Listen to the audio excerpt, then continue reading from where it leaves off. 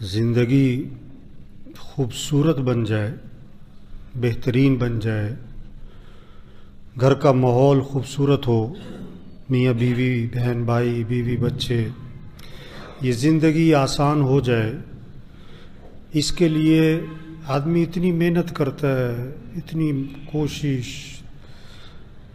لیکن زندگی جو خوبصورت بنے گی میرے بھائیوں، وہ کس سے بنے گی؟ آپ صلی اللہ علیہ وسلم نے فرمایا سب سے زیادہ وزنی چیز قیامت کے دن ترازو میں، نیکیاں برائیاں تولی جائیں گی تو سب سے وزنی نیکی کیا ہوگی؟ سب سے وزنی نیکی تہجد بہت بڑا عمل ہے، صلاۃ التسبیح، قرآن کا ختم، حج، عمرے، اعتکاف، یہ بڑے بڑے اعمال ہیں، لیکن آپ نے فرمایا سب سے زیادہ وزنی چیز قیامت کے دن ترازو میں آدمی کے حسن اخلاق ہوں گے۔ حسن اخلاق، آپ کی زندگی خوبصورت بنے گی اخلاق سے، گھر کا ماحول خوبصورت بنے گا اخلاق سے۔ سب کے گھر ایک جیسے ہوں یہ نہیں ہو سکتا، سب دو کنال کے گھر میں کیسے رہ سکتے؟ یہ نہیں ہو سکتا۔ سب کے گھروں میں فرنیچر ایک جیسا ہو یہ نہیں ہو سکتا۔ سب کے گھر بڑے بڑے ہوں شاندار یہ نہیں ہو سکتا، لیکن سب کے گھر خوبصورت بن سکتے ہیں اگر اخلاق اچھے بنا لیں، اخلاق اچھے بنا لیں۔ آپ نے فرمایا قیامت کے جنت میں میرے قریب کون ہوگا؟ جنت میں میرے قریب کون ہوگا؟ فرمایا جس کے اخلاق اچھے ہوں گے، جس کے اخلاق اچھے ہوں گے۔ فرمایا کامل ایمان والا کون؟ کامل ایمان والا کون؟ فرمایا جس کے اخلاق اچھے ہوں گے، جس کے اخلاق اچھے ہوں گے۔ آپ نے فرمایا قیامت کے دن میری امت کا مفلس کون ہے؟ مفلس، ایک حدیث میں آپ نے فرمایا کہ میری امت کا مفلس کون ہے؟ تمہیں پتہ ہے؟ اللہ کے نبی نے فرمایا تمہیں پتہ ہے میری امت کا مفلس کون ہے؟ پھر خود ہی فرمایا کہ جو قیامت کے دن آئے گا بہت سی نیکیاں، بہت سے روزے، بہت سے حج، اعتکاف، صدقے، بہت سی نمازیں لے کر آئے گا، لیکن کسی کی غیبت کی، کسی کی چغلی کی، کسی کو گالی دی، کسی پر بہتان باندھا، کسی کو تھپڑ مارا، تو اللہ اس کی نیکیاں لوگوں میں تقسیم فرما دیں گے اور لوگوں کے گناہ اس کے سر پہ رکھے جائیں گے اور حکم ہوگا اس کو جہنم میں ڈال دو۔ فرمایا یہ میری امت کا مفلس ہے۔ آج ہمارے معاشرے میں اخلاق بگڑے ہوئے، اخلاق بگڑے ہوئے، اس لیے گھروں میں لڑائیاں ہیں، میاں بیوی میں لڑائیاں ہیں، چچا بھتیجا بھانجا ماموں خالہ، بول چال بند ہے، ایک گھر میں رہتے ہیں، بھائی بھائی بات نہیں کرتے۔ توبہ توبہ توبہ توبہ۔ کپڑوں کو کتنا صاف کرتے ہیں، گھروں کو صاف کرتے ہیں، ٹائل صاف کرتے ہیں، شیشہ صاف کرتے ہیں، بھائی اپنے دلوں کو صاف کرو، دلوں کو صاف کرو۔ آپ صلی اللہ علیہ وسلم نے فرمایا ابھی جو شخص داخل ہونے والا ہے یہ جنتی ہے۔ صحابہ تشریف فرمائیں اور اللہ کے نبی کیا فرما رہے ہیں؟ ابھی جو داخل ہوگا نا جنتی ہے۔ سب کی نظریں اٹھی کہ کون آتا ہے، ایک صحابی داخل ہوئے، دوسرے دن فرمایا ابھی جو شخص داخل ہونے والا ہے جنتی ہے، پھر نظریں اٹھی کہ آج کون آتا ہے، وہی صحابی داخل ہوئے، تیسرے دن فرمایا ابھی جو شخص داخل ہونے والا ہے جنتی ہے، پھر نظریں اٹھی کہ آج کون داخل ہوتا ہے، تو تینوں دن وہ ایک ہی صحابی داخل ہوئے۔ 3 دن جنتی ہونے کی بشارت دی اللہ کے نبی نے۔ ایک صحابی ان کے گھر گئے کہ رات کو میں آپ کے ہاں رہنا چاہتا ہوں، مقصد کیا تھا کہ میں دیکھوں کون سا عمل کرتے ہیں کہ جنتی ہونے کی بشارت ملی۔ ساری رات کیا دیکھا؟ سو رہے ہیں، فجر میں اٹھ گئے، سو رہے ہیں، فجر میں اٹھ گئے، 3 راتیں دیکھا کون سا عمل کرتے ہیں، سو رہے ہیں، فجر میں اٹھ گئے۔ 3 دن بعد ان سے بات کی کہ بھائی میں تو آپ کا عمل دیکھنا چاہتا تھا، 3 دن آپ کو جنتی ہونے کی بشارت ملی، مجھے کوئی خاص عمل نظر نہیں آیا، کس وجہ سے جنتی ہونے کی بشارت ملی؟ انہوں نے کہا جو تم نے دیکھا بھائی یہی ہے۔ بھائی ہاں ایک بات ہے میری زندگی میں، ایک بات ہے، کیا؟ کہ میں اپنا دل ہر مسلمان سے صاف رکھتا ہوں، میں اپنے دل میں کھوٹ نہیں رکھتا، بغض کینہ نہیں رکھتا، حسد نہیں کرتا کسی پر۔ فرمایا ہاں یہی وہ عمل ہے جس کی وجہ سے جنتی ہونے کی بشارت ملی۔ اور اگلی بات فرمائی کہ ہے بڑا مشکل کام، دل صاف رکھو، دل صاف رکھو، ہاں اخلاق اچھے بنائیں، گھروں کا ماحول خوبصورت بنے گا، آپ کے دفتروں کا ماحول، مارکیٹوں کا ماحول، خاندانوں میں، میاں بیوی میں، بہن بھائیوں میں، بیوی بچوں میں، ہاں چھوٹے بڑوں میں ایک خوبصورت ماحول بنے گا. اخلاق اچھے بن، نرمی پیدا کرے، اپنے اندر نرمی پیدا کرے. آج غصہ بہت چڑھا ہوا ہے لوگوں پہ. ایک صحابی نے عرض کیا حضور مجھے نصیحت فرمائیں، تو آپ نے کوئی لمبا چوڑا بیان نہیں فرمایا، آپ نے ایک چھوٹا سا جملہ ارشاد فرمایا اپنے غصے پہ قابو پاؤ، نصیحت ختم. عرض کیا حضور کچھ اور نصیحت فرمائیں، فرمایا غصے پہ قابو پاؤ. عرض کیا حضور کچھ اور نصیحت فرمائیں، فرمایا غصے پہ قابو پاؤ. عرض کیا حضور کچھ اور نصیحت فرمائیں، فرمایا غصے پہ قابو پاؤ. ایک ہی جواب. آپ نے فرمایا پہلوان وہ نہیں ہے جو کسی کو اٹھا کے پھینک دے، فرمایا پہلوان وہ ہے جو غصے کے وقت میں اپنے نفس پہ قابو پا لے. غصے کے وقت میں اپنے نفس پہ قابو پا لے. غصہ نہ آنا کمال نہیں ہے. ایک آدمی کو غصہ آتا ہی نہیں، یہ کوئی کمال کی بات نہیں، بلکہ دیکھنے کی بات ہے کہ بیچارے کو مسئلہ کیا ہے. غصہ آئے اور برداشت نہ رہے، قابو میں نہ رہے، یہ ہے. غصہ آئے گا قابو کرو، غصہ آئے گا قابو کرو. روزانہ بہت سی باتیں آپ کے گھر میں، آپ کے دفتر میں، بازار میں بہت سی باتیں طبیعت کے خلاف آئیں گی. صبر، برداشت، غصے کو قابو کرو. آپ صلی اللہ علیہ وسلم نے فرمایا جس آدمی کو غصہ آیا اور وہ غصہ نکالنے پر قادر تھا لیکن غصے کو پی گیا، اللہ قیامت کے دن جنت کی حوریں اس کے سامنے کھڑی کر دیں گے اور فرمائیں گے جو پسند ہے لے لے اس میں سے. کس بات پر؟ غصہ پینے پر. غصہ پینے پر برداشت کرنا سیکھیں.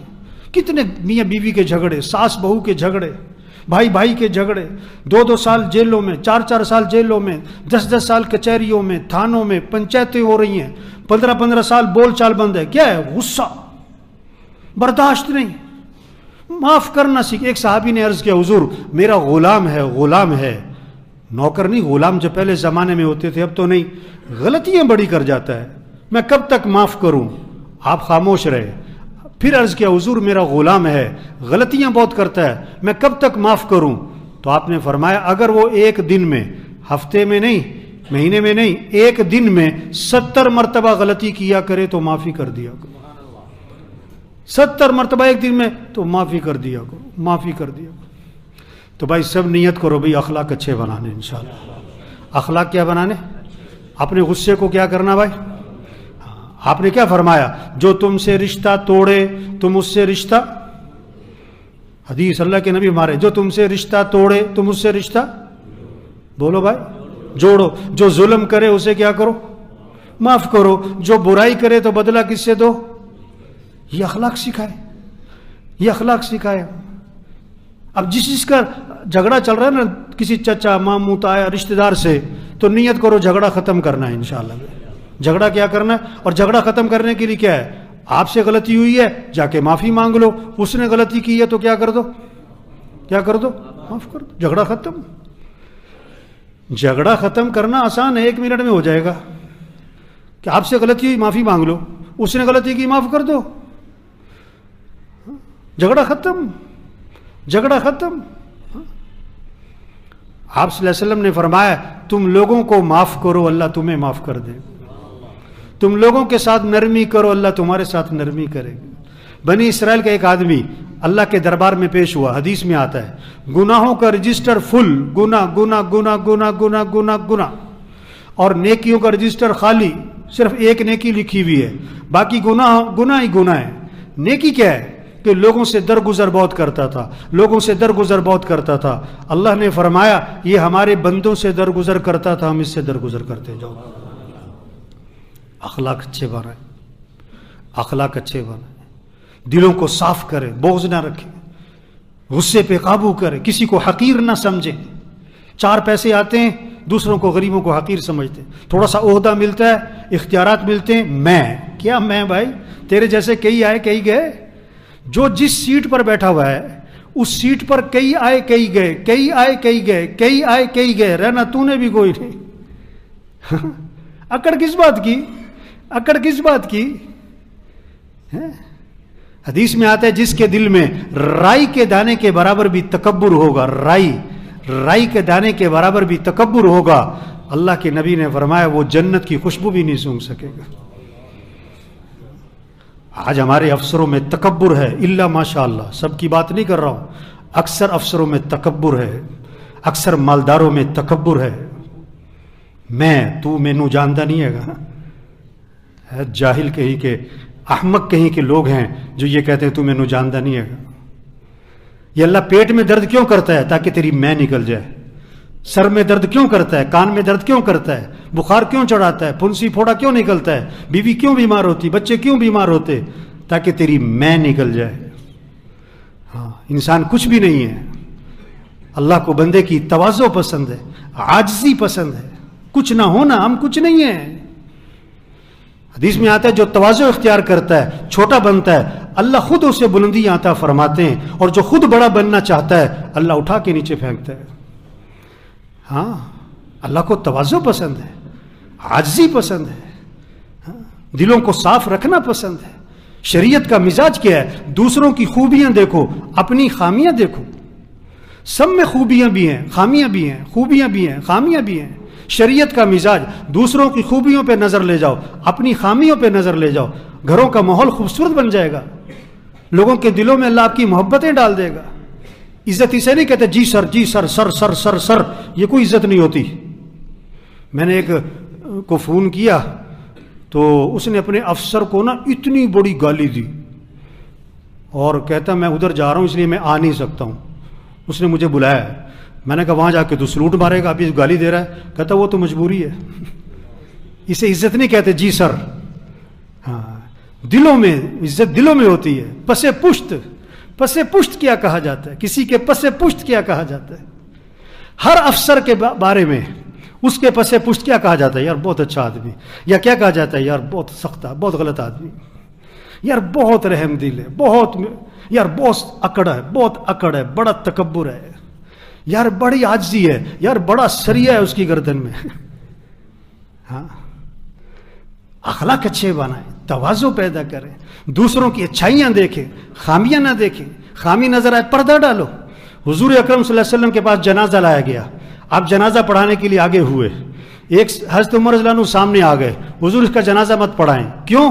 انہ رجل فاسق، یہ بڑا فاسق فاجر آدمی ہے، اس نے یوں کیا وہ کیا، آپ جنازہ مت پڑھائیں. آپ نے صحابہ سے فرمایا تم میں سے کسی نے اس مرنے والے کو کبھی کوئی نیکی کا کام کرتے دیکھا ہے؟ ایک صحابی کھڑے ہو گئے. حضور میں نے دیکھا، حارسا لیلتن فی سبیل اللہ، ایک رات یہ اللہ کے راستے میں پہرا دے رہے تھے. نیکی کا کام کرتے میں نے دیکھا ہے. آپ صلی اللہ علیہ وسلم آگے بڑھے، آپ نے جنازہ پڑھایا اور ان کو دفن کیا، اور قبر پہ کھڑے ہو کے فرمایا لوگ تیرے بارے میں کہتے ہیں کہ تو جہنمی ہے، اور میں اللہ کا رسول گواہی دیتا ہوں کہ تو جنتی ہے. یہ اخلاق ہے. ہاں، اچھائیاں دیکھو، کمیاں نہ دیکھو، لوگوں کے کام آؤ، لوگوں کو نفع پہنچاؤ. کوئی مصیبت زدہ آپ کے پاس آیا ہے، اپنی سعادت سمجھو، اس کے کام آؤ، اس کو نفع پہنچاؤ، اس کی مدد کرو. وہ آپ کے پیچھے نہ پھرے، آپ اس کے پیچھے پھرو. بھائی میں تمہاری کیا مدد کر سکتا ہوں؟ عبداللہ بن عباس رضی اللہ عنہ مسجد نبوی میں ہیں، اعتکاف میں. اعتکاف اور مسجد نبوی کا کتنی بڑی بات. ایک شخص کو دیکھا، اس کے پاس گئے، شریعت کا مزاج دیکھیں، اس کے پاس گئے اور جا کر کہا کہ تم مجھے بڑے پریشان لگ رہے ہو. ہاں، لوگوں کے چہرے پڑھو، لوگوں کی زندگی سے اندازہ لگاؤ کون پریشان ہے. آپ کو فکر ہو کہ میں کسی کی مدد کروں، میں کسی کے کام آؤں، کہ تم مجھے پریشان لگ رہے ہو. انہوں نے کہا آپ نے صحیح پہچانا ہے، میں بہت پریشان ہوں. اچھا آپ پریشانی سمجھو. ان کی پریشانی کیا ہے کہ میں نے لوگوں سے پیسے لینے ہیں، میں نے لوگوں سے مال لینا ہے، وہ دیتے نہیں ہیں. نہیں، یہ پریشانی نہیں ہے. پریشانی کیا ہے کہ فلاں آدمی کا میرے پر حق ہے، میں نے دینا ہے. اور حضور صلی اللہ علیہ وسلم کی قبر کی طرف اشارہ کیا، اس قبر والے کی عزت کی قسم میں اس حق کے ادا کرنے پر قادر نہیں ہوں، میرے پاس ہے کچھ نہیں دینے کو، پریشانی بہت ہے، کہاں سے دوں. تو حضرت ابن عباس صلی اللہ علیہ وسلم نے فرمایا کہ اگر تم کہو تو میں تمہاری سفارش کروں. ہاں، جو سفارش کر سکتا ہے کرنی چاہیے، جو کسی کی بات کہیں پہنچا سکتا ہے پہنچانی چاہیے. ہاں، تو میں تمہاری سفارش کر دوں. انہوں نے کہا جی بڑی مہربانی ہوگی. جوتا لیا، مسجد سے باہر نکلے، چل پڑے اس کی سفارش کرنے. اس نے کہا حضرت آپ تو اعتکاف میں تھے، آپ بھول گئے اپنا اعتکاف؟ انہوں نے کہا نہیں میں بھولا نہیں ہوں، مجھے یاد ہے میں اعتکاف میں تھا اور میں اعتکاف چھوڑ کے بھی نکل آیا ہوں. پتہ کیوں نکلا ہوں؟ اور حضور صلی اللہ علیہ وسلم کی قبر کی طرف اشارہ کیا، میں نے اس قبر والے سے سنا ہے اور ابھی زمانہ زیادہ نہیں گزرا ہے. یہ کہہ کر آنکھوں میں آنسو آ گئے. آپ نے فرمایا جو اپنے مسلمان بھائی کی حاجت کو پورا کرنے کے لیے چلے پھرے، کوشش کرے، یہ اس کے لیے 10 سال کے اعتکاف سے افضل ہے. 10 سال کے اعتکاف سے افضل ہے. کسی کی مدد کرو، کسی کے کام آؤ، مسئلہ حل ہو یا نہ ہو، آپ کوشش کرو اس کا مسئلہ حل کرنے کی. آپ نے فرمایا واللہ فی عون العبد ما کان العبد فی عون اخیہ. اللہ پاک اس وقت تک اپنے بندے کی مدد میں خود لگے رہتے ہیں جب تک وہ اپنے کسی بھائی کی مدد میں لگا رہتا ہے. آپ کسی کی مدد کرو، اللہ آپ کی مدد فرمائیں گے. تو میرے بھائیو، ہمارا معاشرہ خوبصورت بنے گا، اخلاق اچھے بنائیں، غصے پہ قابو کریں، کسی کو حقیر نہ سمجھیں، دلوں میں بغض نہ رکھیں، کینہ نہ رکھیں، کسی کی غیبت نہ کریں، چغلی نہ کریں، اپنے اندر تکبر نہ لائیں، اپنے آپ کو بڑا نہ سمجھیں. اب بڑے سے بڑے افسر بن جاؤ، اپنے آپ کو کچھ نہ سمجھنا. اب سب سے بڑے مالدار بن جاؤ، اپنے آپ کو کچھ نہ سمجھنا. بڑائی اللہ کی ہے. جو کچھ آپ کے پاس ہے آپ کو کس نے دیا ہوا ہے؟ اللہ نے دیا ہے. آپ کا کیا ہے؟ اللہ جب چاہے چھین لے، اللہ جب چاہے چھین لے. اب کیا کر لو گے؟ تواضع پیدا کریں، عاجزی پیدا کریں، کسی کو حقیر نہ سمجھیں، رشتہ داروں کے ساتھ اچھا سلوک، ماتحتوں کے ساتھ، اپنے ملازموں کے ساتھ اچھا سلوک کریں، اپنے ملازموں کے ساتھ اچھا سلوک کریں، گھر والوں کے ساتھ، رشتہ داروں کے ساتھ، بہن بھائیوں کے ساتھ، ماں باپ کے ساتھ ادب، ماں باپ کا ادب، خدمت، احترام، عزت، اچھا سلوک کریں. حضرت انس رضی اللہ عنہ فرماتے ہیں میں نے 10 سال خدمت کی حضرت محمد صلی اللہ علیہ وسلم کی. 10 سال سید الکونین حضرت محمد صلی اللہ علیہ وسلم کی خدمت 10 سال کی، اور 10 سال کے عرصے میں اللہ کے رسول نے مجھے کبھی بھی کیوں کا لفظ نہیں فرمایا. اپنی زندگی سے کیوں کا لفظ نکال دو بھائی. یہ کیوں کیا تم نے؟ یہ کیوں نہیں کیا؟ تم کیوں دیر سے آئے؟ تم نے یہ کیوں کیا؟ تم ادھر کیا کر رہے تھے؟ تم کیوں؟ یہ کیوں کا لفظ نکالو اپنی زندگی سے. کیوں کا لفظ کیا کرو؟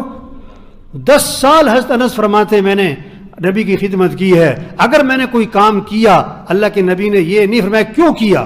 اگر میں نے کوئی کام نہیں کیا تو 10 سال میں یہ نہیں فرمایا کہ کیوں نہیں کیا. یہ کیوں کا لفظ زندگی سے نکال دیں اور ایک جملہ زبان پر زیادہ لائیں، گھروں کا ماحول خوبصورت بنے گا. کیا؟ کوئی بات نہیں. کیا کہو؟ ابھی آپ بھوک لگی ہوئی ہے اور جناب گھر گئے کھانا کھانے کے لیے، اب کھانا لگایا نا تو نمک تیز، تو کیا کہو؟ کیا کہو؟ ہاں آسان نہیں ہے، بڑا غصہ آتا ہے اس وقت. کیا کہو؟ ابھی آپ بڑی تیزی میں باہر نکلے تو آپ کی گاڑی کے سامنے کسی نے گاڑی لگائی ہوئی ہے، اب 10 منٹ آپ کو انتظار کرنا پڑا. جب وہ آئے تو کیا کہو؟ وہ کہو تو صحیح بات. کیا کہو؟ ہاں بڑا مشکل ہے کہنا اس وقت. جو خدا نخواستہ اللہ سب کی حفاظت فرمائے، گاڑی لگ جاتی ہے سڑکوں پہ. اب گاڑی لگ گئی تو کیا کہو؟ کیا کہو؟ کہتا کوئی نہیں ہے. بہت سی باتیں طبیعت کے خلاف آئیں گی، یار کوئی بات نہیں، ہو گئی اب کیا کریں. جان کے تو کوئی بھی نہیں مارتا ہے، جان کے کوئی نہیں مارتا ہے. کتنی لڑائی، ابھی بھی میں آ رہا تھا رستے میں لڑائی ہو رہی تھی. زندگی اپنی خود آسان بنائے میرے بھائی، اخلاق سیکھیں. سب سے پہلی بات نیت کرو کہ اخلاق اچھے بنانے ہیں، انشاءاللہ نیت ہو. دوسری بات اللہ سے دعا مانگے، اللہ مجھے اچھی اخلاق عطا فرما، اللہ مجھے بد اخلاقی سے بچا لے. تیسری بات کوشش کریں اخلاق اچھے بنانے کی. کیا کریں؟ جس کا جھگڑا چل رہا ہے نیت کرو جھگڑا ختم کرنا ہے انشاءاللہ. جھگڑا کیا کرنا ہے؟ ختم کرنا. ماں باپ موجود ہیں، ادب، خدمت، احترام، عزت. ماتحتوں کے ساتھ نرمی، ماتحتوں کے ساتھ، بہن بھائیوں کے ساتھ، بیوی بچوں کے ساتھ. بہت ساروں کی بیوی سے بول چال بند ہے. توبہ توبہ توبہ توبہ، بیوی سے بول چال بند. وہ لڑائی کسی دشمن سے ہو تو بات سمجھ میں آتی ہے، بیوی سے لڑائی. صبح کا وقت تھا، مجھے ایک آدمی ملا تو بڑا منہ سا بنا کے بیٹھا ہوا تھا نا، ایسے منہ وٹ کے. تو میں نے اس سے پوچھا کیا بات ہے بھائی، تم بیوی سے لڑ کے آئے ہو؟ مجھے نہیں پتا تھا, میں نے تو ویسے ہی تکا مارا تھا. میں نے کہا کیا بات ہے, تم بیوی سے لڑ کے آئے ہو؟ ایک دم حیران پریشان ہکا بکا ہو گیا. کہتا ہے انہیں تانوں فون تے نہیں کیتا, وہ واقعی لڑ کے آیا تھا. تو جس کا بیوی سے جھگڑا چل رہا ہے نیت کرو جھگڑا ختم کرنا ہے انشاءاللہ. طارق جمیل صاحب کے پاس ایک آدمی آیا, کہنے لگا مولوی صاحب کوئی ایسا تعویذ دو کہ بیوی سے جھگڑا ختم ہو جائے, میری بیوی سے لڑائی بڑی ہوتی ہے, کوئی ایسا تعویذ دو کہ میرا بیوی سے جھگڑا. مولوی صاحب کہنے لگے یہ تعویذ کا کام نہیں ہے, اپنے اخلاق اچھے بناؤ جھگڑا ختم ہو جائے گا. اور اخلاق پہ ایک بات بتائی, حدیث میں آتا ہے بیوی کے منہ میں لقمہ ڈالنا صدقے کے برابر ثواب ہے. آج تم گھر جانا, کھانا بیوی کے ساتھ کھانا اور لقمے توڑ توڑ بیوی کے منہ میں ڈالنا. کچھ عرصے بعد اس سے ملاقات ہوئی تو پوچھا بھائی میں نے تمہیں ایک کام کہا تھا بیوی کے منہ میں لقمے ڈالنا, وہ کام کیا تم نے؟ کہتا نہیں کیا. کیوں نہیں کیا؟ کہتا مولوی صاحب شرم بڑی آتی ہے مجھے. مولوی صاحب کہنے لگے لڑتے ہوئے نہیں شرم آتی, حدیث پر عمل کرتے ہوئے شرم آتی ہے. یہ تو حدیث میں آتا ہے. اور اسے حکم دیا کہ دیکھو آج تم نے گھر جانا ہے, کھانا بیوی کے ساتھ کھانا ہے اور لقمے توڑ توڑ بیوی کے منہ میں ڈالنے ہیں, میرا حکم ہے. اب گھر گیا, اب تو حکم ملا تھا بزرگوں کا, بیوی کو کھانے پہ ساتھ بٹھایا, لقمہ توڑا. کہتا ذرا منہ تے کھولنا ذرا. مولوی صاحب کہنے لگے مجھے آ کے بتا رہا تھا کہ اس کا منہ کھلے کا کھلا ہی رہ گیا. کہتی تمہیں یہ کس نے سکھایا ہے؟ کہ طارق جمیل نے مجھے کہا ہے. تو جھولی اٹھا کے دعا دے رہی تھی اللہ اس کا بھلا کرے. میرے بھائیو اخلاق اچھے بنائیں, زندگی خوبصورت بنے گی. اللہ سب کو عمل کی توفیق نصیب فرمائے.